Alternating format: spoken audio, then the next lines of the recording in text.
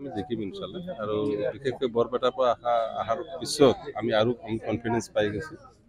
মানে এক কথাত এইবাৰ ধুবুৰীবাসী মানুহ ধুবুৰীবাসীৰ ওচৰতে ৰাখিব ধুবুৰীবাসী নিজেই এইবাৰ সিদ্ধান্ত ল'ব কাক ভোট দিব লাগিব জিৰ'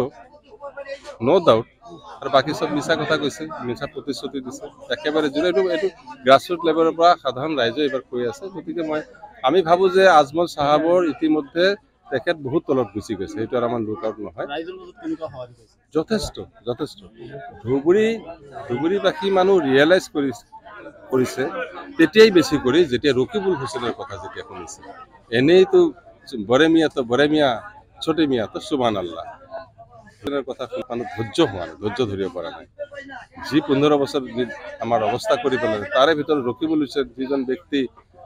মন্ত্ৰী আছিল ইনচাৰ্জ মিনিষ্টাৰ আছিল কোকৰাঝাৰত যি অৱস্থা কৰিলে আমাৰ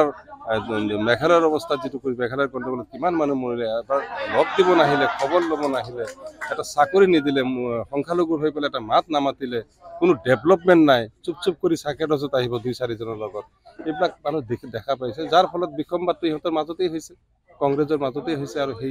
এই মই ভাবোঁ যে 70-80% তাৰ আমি পাম তাৰ পৰা আমি ফলপ্ৰসূ হ'ম আৰু বেছি ভাল হৈছে তেখেতৰ কাৰণে আৰু এইবাৰ কি কৈছে দিনে দিনে ইমান ইম্প্ৰুভ হৈ আছে ইনশাআল্লাহ আমি ভাবিছোঁ যে আমি 10 লাখ 12 লাখত গুচি যাম বাকী হয়তো 8-10 লাখ থাকিব হয়তো চবে মিলি ভাগ হ'ব তেনেকুৱা এইটোৱেই হ'ব লাগে কাৰণ আমাৰ ধুবুৰীবাসী মানুহটো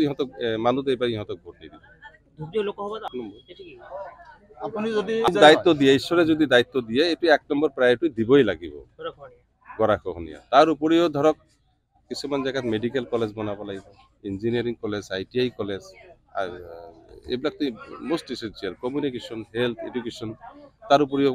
কৰ্মসংস্থান এইবিলাকৰ ওপৰত যিমান পাৰিম মই সেৱা কৰি যাম যিমান পাৰিম যদি আল্লাহ যদি দায়িত্ব দিয়ে মানুহে যদি দোৱা কৰে মই যদি MP হ'ব পাৰোঁ তেনে নিশ্চয় মই টাইম লছ নকৰোঁ যি 15 বছৰৰ আমাৰ যিহেতু ক্ষতি হৈছে আগন্তুক 15-20 বছৰৰ কথা আছে ভালকৈ পৰিকল্পনা কৰি আমি নিজকে নিয়োজিত কৰি দিম যদি আল্লাহ ৰহম কৰে